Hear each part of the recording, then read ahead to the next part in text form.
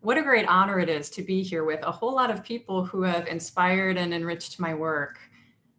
I'm in the same boat as Michael and Avital were talking about yesterday with having found the book Greek Virginity at a crucial time as I was questioning received wisdom about early Christian virginity. And the main way that my project's trajectory differs from most is that instead of tracing a shift from available body-focused definitions to other possibilities, I trace a shift into having perceptible bodily options to begin with for defining and verifying virginity. So for me, ancient thought about virginity does not get less focused on the body over time, but simultaneously more focused on the body and more focused on other possibilities and other requirements. One of the ways I've attempted to picture what I think I see in Christian thinkers' reasoning is that they're pushing toward outer poles simultaneously, further out toward different poles at the same time with the reasoning that they try to combine. Today, I'm touching on too many sources too briefly to feel like a handout of text was practical. I'm not doing slides, but there is an outline available through the link in the chat, and I'll pull it up a few minutes into the talk to just sort of preview where else we're going together. The names I'm saying in my first set of sources are listed under the second little bullet point near the top. A cluster of ancient texts by leaders of churches tell of scandals involving Christian virgins and the controversial practice of enlisting a midwife to verify women's sexual virginity. The situations vary. A mid-3rd century letter by Cyprian of Carthage and fellow clergy in Roman North Africa advises another bishop about a disciplinary situation. Certain men of that community have been cohabiting and sharing beds with women who are vowed virgins. Cyprian's letter affirms the decision to excommunicate the men and advises that each virgin's penance be based on whether her claim to remain virginal is truthful. He writes, "Let no one think she can be defended in this behavior with the excuse that she can be inspected and it can be proved whether she's a virgin, since the hand and eye of midwives may often be mistaken. And if she is found to be an uncorrupted virgin, in that part in which a woman can be, she still could have sinned with some other part of the body that can be corrupted and yet cannot be inspected." Surprisingly, the letter goes on to instruct that these women should be carefully inspected by midwives to see if any of them have had sex. Well over a century later, in the late 380s or 390s, comes our first evidence in Greek for such examinations. John Chrysostom, writing against celibate cohabitation in Syrian Antioch, hyperbolically describes midwives constantly sprinting between the homes of virgins to determine, quote, who is ruined and who is unharmed.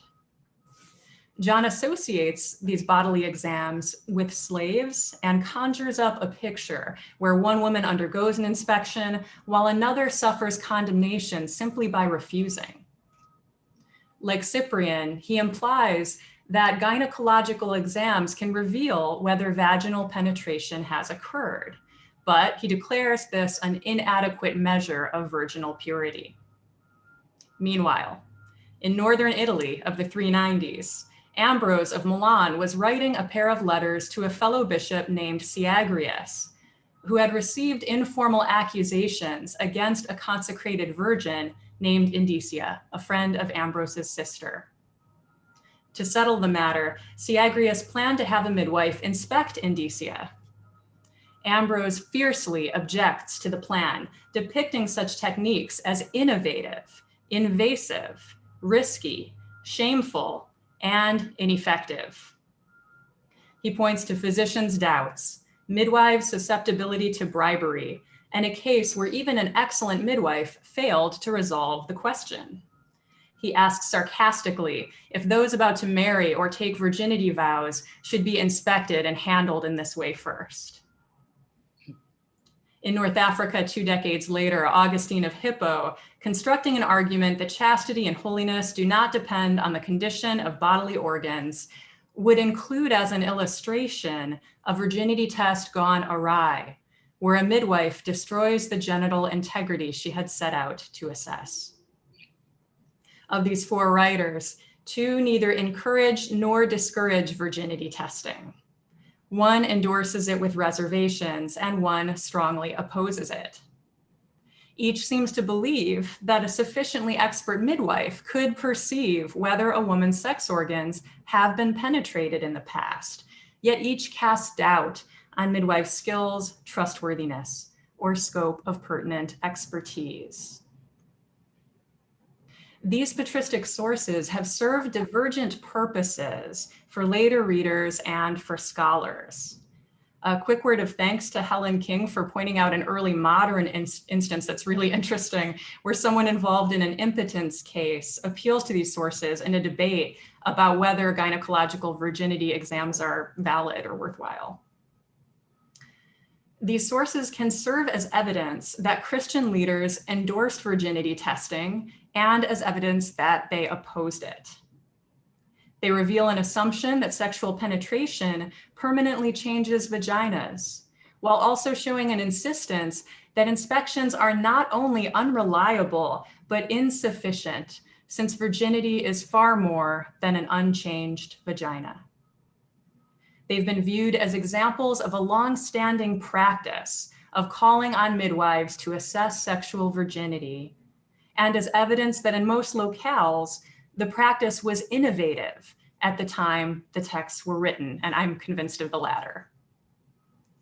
These passages lend themselves to divergent uses through the complexity of the author's agendas and tensions evident in the text and in the larger arc of early Christian virginity discourse, where an eventual turn toward thinking of virginity as anatomically perceptible brought both opportunities and costs. Amid multiple ways groups and writers could conceptualize virginity and make it perceptible. And despite rich reflection on the spiritual meanings and practical demands of lifelong virginity, many late ancient Christians subscribed to a hymenal or hymen-like notion and helped to entrench it in subsequent discourse.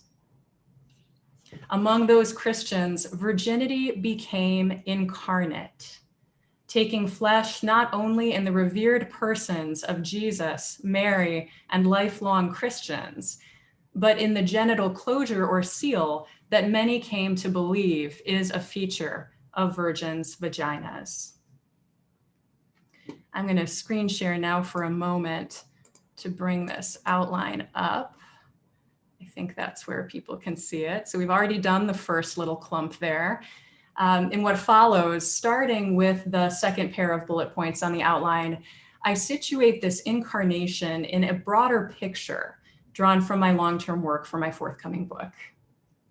First come comments and early Christian examples regarding the flexible multiple meanings of virginity and of bodily virginity.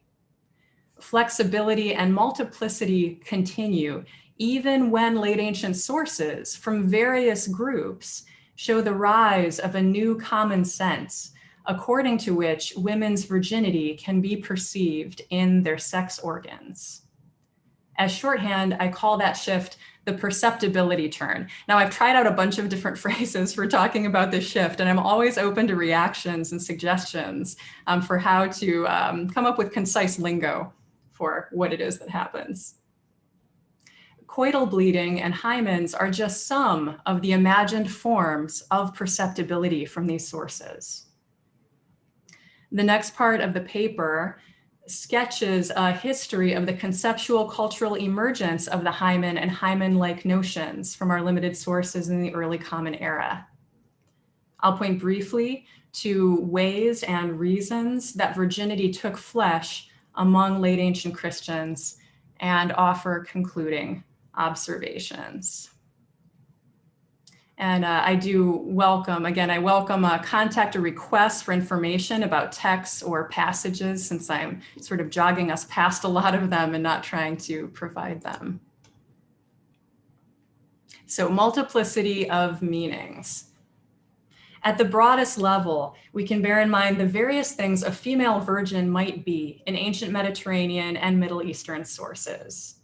A member of a particular age group, a marriageable but not yet married maiden, a girl or woman who has not yet experienced sexual penetration, a girl or woman, even a sexually active young wife who has not yet reproduced.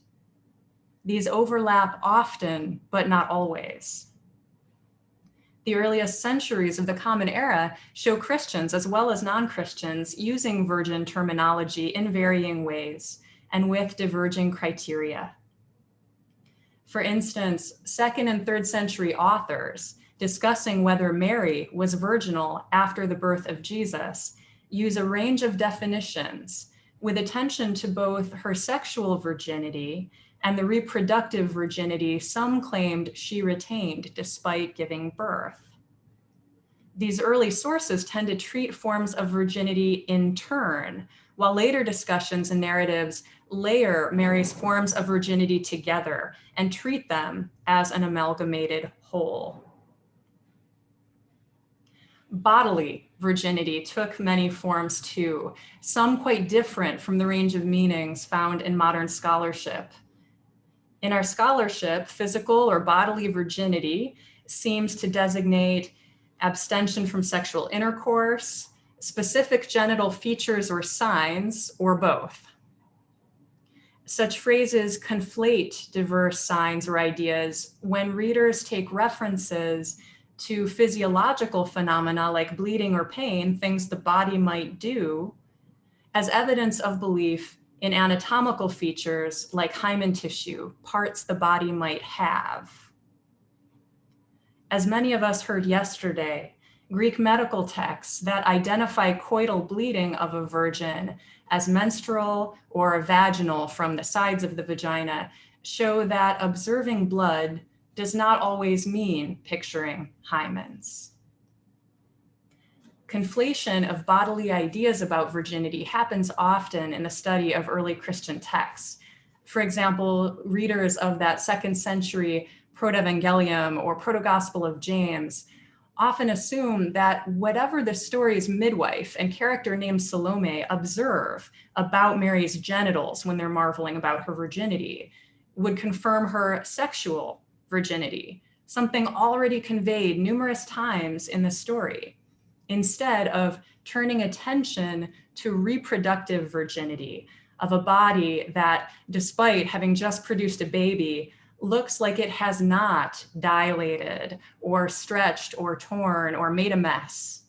It's a body spared from unsettling transformations, pain, and impurities of childbirth.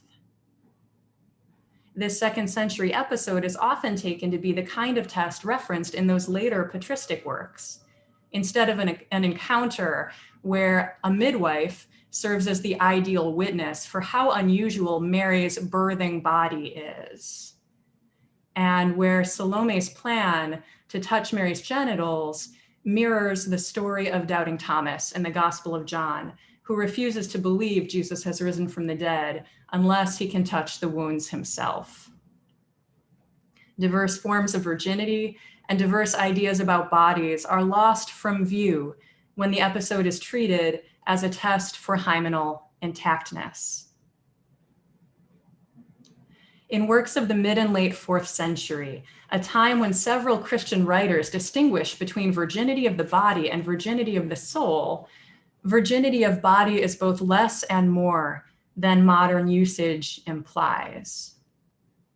Early Christian discussions of virgins' bodies and of virginity of the body often have little to do with anatomical or physiological signs, much to do with other aspects of bodily life. A juxtaposition I've carried out of 4 4th century authors shows that, for one, bodily virginity for sexually virginal women refers to the absence of passionate pleasure in their bodies. For another, virginity of those bodies is the commitment of one's bodily life on earth to an alternative immortal realm.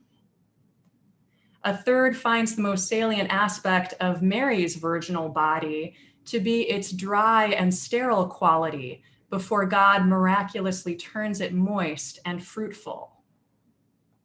And the fourth, Ambrose, deploys the notion of genital intactness in his late works, but in early works appeals to a more traditional sense of bodily integrity, a purity that characterizes the whole body of unpenetrated people. Bodily virginity was different things for different thinkers and not always focused on the kinds of physicality one might expect. When one searches in and beyond early Christian works for sources discussing what writers today most often mean by physical or bodily virginity, namely a genital state implying sexual inexperience or sexual inexperience that could perhaps be confirmed by what genitals have or do, a fascinating picture takes shape. Evidence for virginity inspections and anatomical notions like a hymen remains quite scarce before the 4th century CE, while sources from the late 4th and early 5th century show a steep climb in claims that virgins have noticeably virginal vaginas. Sources from before that climb locate virginity differently, and scattered sources that might anticipate later anatomical assumptions deserve caution. As highlighted yesterday, Greek medical traditions picture a hymenless female anatomy. In Hippocratic texts, virgins' bodies sit on a continuum with mature mothers' bodies and gradually change into them as constricted inner pathways open and compact flesh loosens. For these writers and many later physicians, vaginas are naturally unobstructed. Congenital membranes are exceptional and pathological. A uterine mouth opens and closes in natural cycles and reproductive processes, sometimes aided by therapeutic measures. Earlier Mesopotamian medical texts discuss fertility with phrases about opening and closing wombs. In sources from Egypt and elsewhere, images on amulets and words of incantations depict wombs becoming opened or closed, locked or unlocked in efforts to control fertility. In Mediterranean and Middle Eastern accounts of testing or proving virginity from before late antiquity, the methods, some legendary, some legal, some hypothetical, are mostly ordeals where a true virgin is rescued from danger or from being judged guilty when forces of nature vindicate her or forces above nature intervene. Sometimes one finds swearing of oaths or consulting of witnesses. We heard about some of these various examples yesterday. The proof of coital bleeding, linked with Deuteronomy 22, is a probable point of reference in Jewish sources of the earliest centuries CE, such as the Mishnah sections on virginity claims against brides by suspicious grooms. The texts do not specify what exactly it is that sex partners would be perceiving. I remain skeptical about the common reading of 2 fragmentary passages in the Dead Sea Scrolls from before this time as references to genital virginity tests. One dictates that potential wives of uncertain reputation be examined by knowledgeable women. The other explains that men who doubt new wives' virginity can have trustworthy women examine them. If these are inspections of genitals, they're of 2 different kinds, perhaps looking in the first case for unchanged anatomy, and in the second for physiological clues that virginity has only recently been lost. But they could also be questioning or other kinds of investigation. The nearest that other sources come to virginity inspections and anatomical concepts is in observations about blood, and claims that beginning to have sex changes a girl's voice or throat size.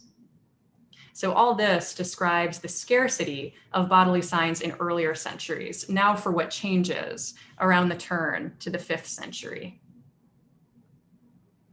The late ancient shift that I've been calling the perceptibility turn appears in multiple kinds of discourse from multiple communities. Christians in various regions start explaining that Mary had a virginally closed womb, or as we saw above, refer to sexual virginity verification by midwives.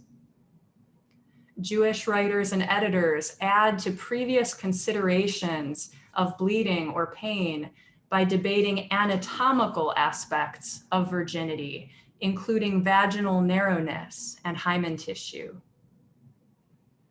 Relevant passages in the Talmud also include the story of a rabbi trying out a virginity test with a wine barrel. The aroma can be smelled if it travels up through the body of a non-virginal woman sitting on the barrel. It cannot travel through the body of a virginal woman. Here, a change from closure to openness, reminiscent of earlier Egyptian and Greek tests for the ability to conceive, becomes a way to detect virginity loss. Non-virginal women's bodies have been permanently opened. As early as the mid-4th and early 5th century, though maybe not until the 7th, Latin commentators and encyclopedists add a new gloss for the wedding-related term hymenaeus, discussing the mythology of the figure named Hymen before explaining that some also use the term hymen for a kind of membrane in virgins destroyed at first coitus. Medical recipes for testing virginity with urine and medical recipes for mimicking virginity with astringent substances first appear in Greek pharmacological texts of about this time.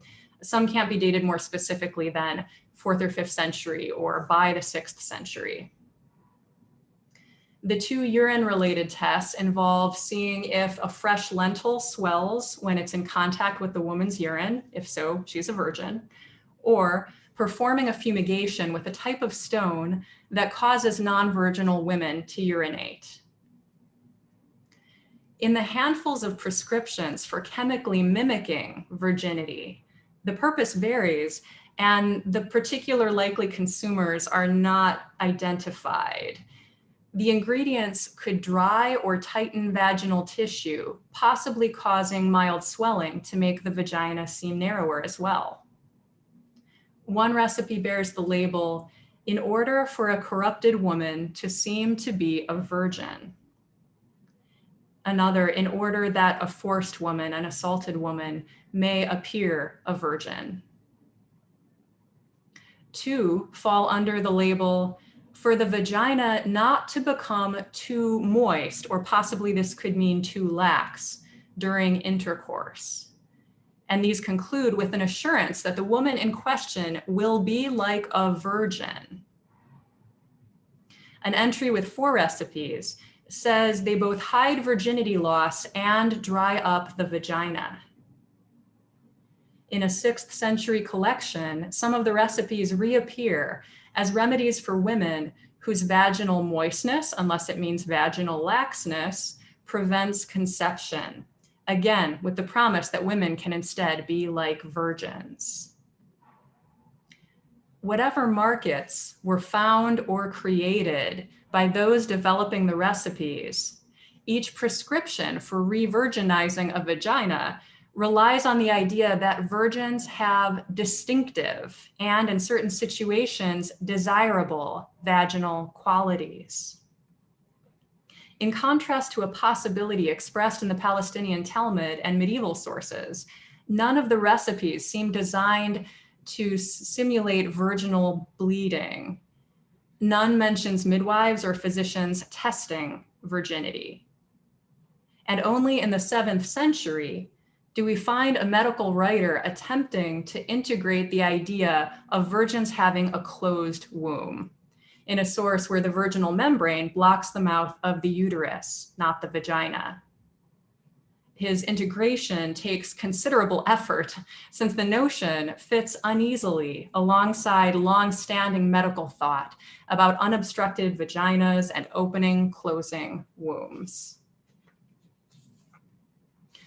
The broad turn or steep climb in belief that virginity is genitally perceptible thus manifests in sources of the 4th to 7th centuries with clumps of evidence that might suggest moments of acceleration. Women's sexual virginity becomes physically legible in sex organs, yet variety persists. The imagined observer is sometimes a sex partner, a health expert, or maybe the woman herself. The signs or qualities might still be coital bleeding or pain, but in certain cases they are dryness, perhaps tightness of tissue, narrowness of shape, a membrane at various locations, perhaps other kinds of closure as well. An expansive survey of evidence thus suggests that before late antiquity, most people around the Mediterranean world did not believe that virginity is anatomically perceptible, and that in very late antiquity, a great many people did. Moving now into that small historical sketch, within this bigger picture, Christian sources offer some key pieces of evidence for the emergence of anatomical conceptualizing of virginity, particularly concepts like a hymen or innate closure of the sex organs until or unless vaginal penetration occurs. I'm going to give very short chronological snapshots of the emergence. And I'll add, it is possible certainly that some people before the Common Era thought of hymen tissue as a virginal barrier instead of an inconsequential part of the vaginal landscape. But as others before me have put it, if they did, surviving writings and images don't tell us about it, even where we would expect to find traces of it. Medical works, references to testing or proving virginity, the sexual imagery of Greek comedy and Latin poetry. Evidence before late antiquity is rare and isolated compared with what comes later. What we have as solid evidence for a concept like a hymen begins with Cyrannus's famous refutation in the 2nd century CE. He lists arguments disproving its existence. And when he describes desirable features of a potential bride's reproductive system, he assumes the virgin or a health professional can see or touch her cervix and uterus. His comment that coital bleeding and pain come from the stretching out of folds and bursting of vessels lining the vagina imply that sex may cause subtle anatomical alterations in the vagina, yet he nowhere hints that one could discern someone's sexual status using such features. Since there's a good chance he's writing in Rome for midwives and householders who seek their services, it's not quite clear if the idea of a hymen has originated among fellow physicians, midwives, or circles in the wider Roman population. And we added the question yesterday of whether he could be encountering it through contact with other groups, like local Jewish communities in Rome or Alexandria. I think that's a really excellent question. I have trouble seeing our early sources as giving any special support for it, but it's a possibility that we should certainly be considering. I'm also intrigued by Julia's suggestion in the 2013 article that the invention could have been sparked by anxieties of upper-class Roman men about the growing availability of contraception. Without pregnancy as a reliable indicator of illicit sexual activity, another mechanism was needed. I would love to hear some discussion about this as we are able today. With the exception of Oribasius, who repeats Cyrannus's refutation of the hymen, rejection of the hymen in a mid-4th century work, medical sources after Cyrannus remain silent on virginal hymens until the 7th century. 2 3rd century texts from Christians in Carthage are our next evidence. The fiery writer Tertullian, arguing for Christ's true humanity against opponents who said Christ was divine and only appeared human, claims that Mary gave birth to Christ in a fully fleshy way that opened her womb and made her no longer a virgin. Tertullian uses multiple definitions for virginity in his works, and this is the only passage where he pioneers an anatomical one to serve his cause. The other text is Cyprian's letter, which we already heard from, our first certain evidence for the idea that midwives can verify sexual virginity through genital examination. Carthaginian Christians had strong ties with the city of Rome, and one wonders if the early rise of formalized commitments and special status for Christian virgins in Carthage prompted thinkers to utilize newly available ideas on virgins' bodies that were circulating in Rome. The trail goes cold after these early outliers.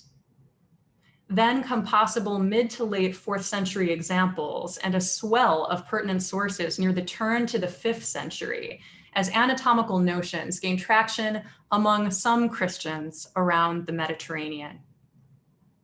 We see it in the vocabulary of biblical exegesis. Phrases about closed and opened wombs had been used in biblical texts and earlier Jewish and Christian interpretation of reproductive capacities. Closed wombs are infertile reproductive organs, and women's organs are opened in conception when God makes them able to conceive, or are opened in birth when offspring emerges. At the turn from the 4th to the 5th century, multiple Christian authors describe sexually virginal wombs as closed, and worry about how the phrase opening the womb seems to imply a woman's sex organs, like Mary's, would no longer be virginal. Only Tertullian had done something similar before this period, though we've often mistakenly counted passages by Philo and Origen and Alexandria, among others, as being similar. This is the time when Chrysostom and Ambrose testified a growing familiarity with the idea of tests by midwives, when anatomical specificity surfaces in rabbinic literature, and those etymologists of Latin literature, if it's now and not in later redactions, enshrine the notion of a virginal hymen. Christian authors of the 5th century and afterward echo claims that Mary had a closed womb, and expect their audiences to be familiar with gynecological virginity testing, as seen in Augustine's Casual Illustration, in a reference by Victor Avita to inspections ordered by a Vandal king in North Africa, and in 5th to 7th century hymns, poems, and nativity stories in Syriac, Latin, and Greek, which treat it as common knowledge that virgins have sealed genitals and midwives can check. Whether or not the tests ever became common, belief such assessment is possible gained a firm hold in Christians' imaginations. Hypotheses on virginity taking flesh among late ancient Christians.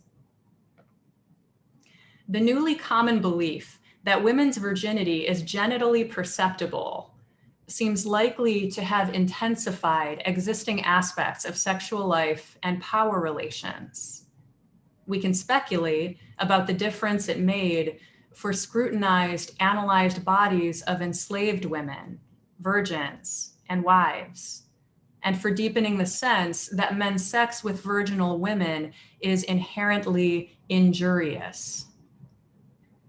With Christian sources of the 4th to 5th century, we can hypothesize a bit about how and why virginity took flesh in the particular ways it did. And elsewhere, I consider benefits and costs that Christian writers faced as they contributed to this development. Here I'm going to briefly name some of the areas I've been hypothesizing about and discuss a couple of the theological controversies that are particularly interesting. First, the patristic sources about midwives make it clear that anatomical perceptibility offered a mechanism for proving, supposedly, whether Christians who had vowed sexual continence were keeping their vows. Church leaders like Cyprian and Syagrius hoped to resolve uncertainties by enlisting midwives.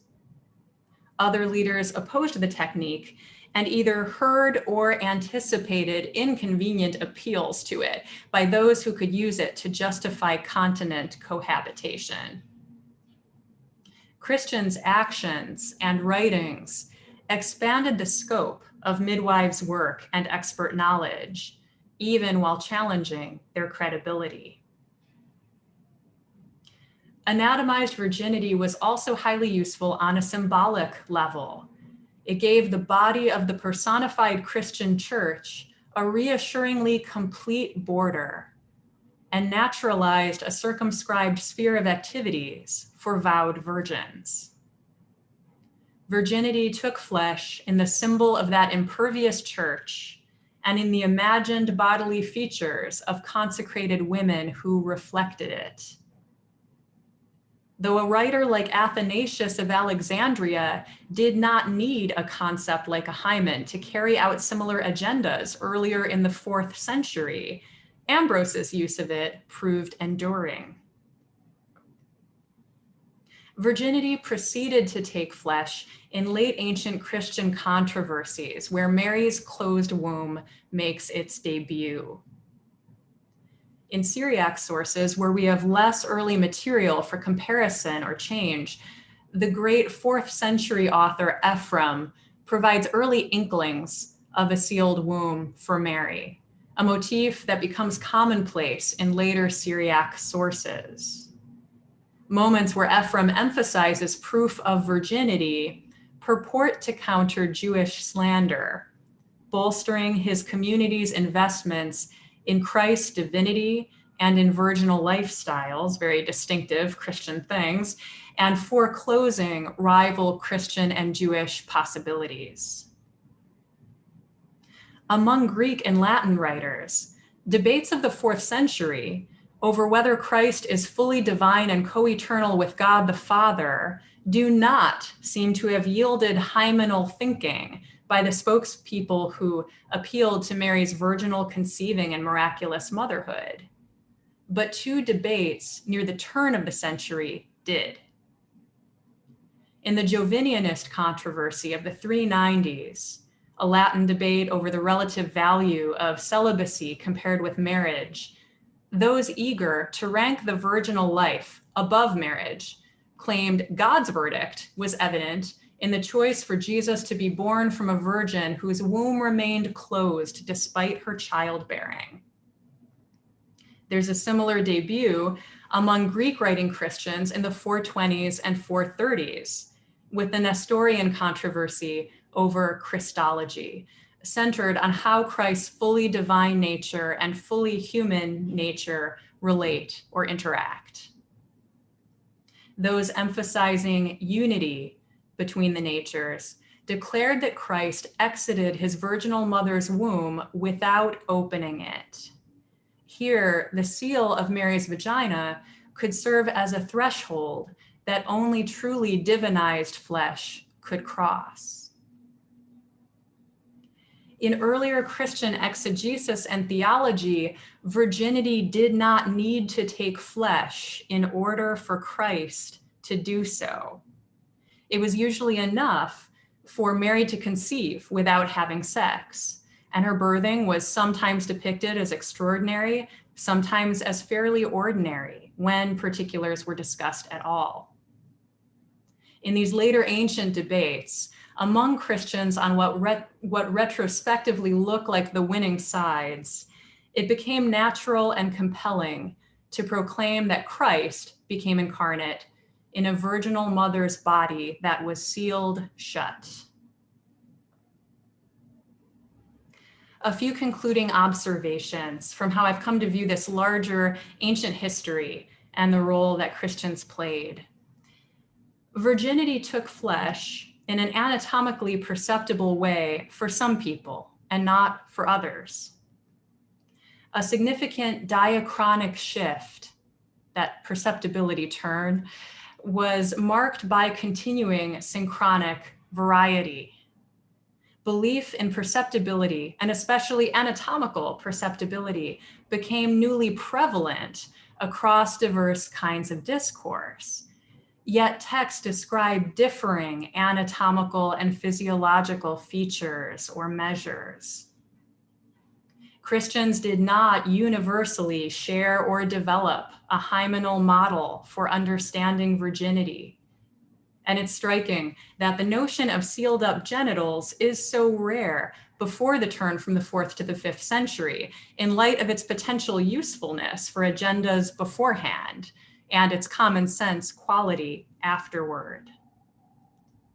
Espousing that notion had its advantages, but also created problems and heightened the tension between anatomical prerequisites and the moral and spiritual aspects of virginity that Christian leaders prized most. The invention of the hymen and its ascendancy in the imaginations of very late ancient people were a group effort. People of multiple regions and multiple traditions played a part.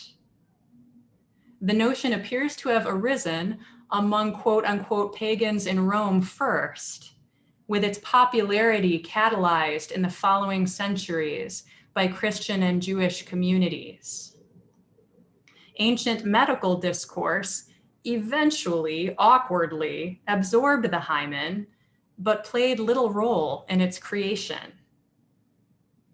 Alternative notions about perceptibility and imperceptibility continued to flourish, and recurring disputes in later periods over the existence of hymens and the forensic utility of tests or proofs show that the new common sense never achieved total stability.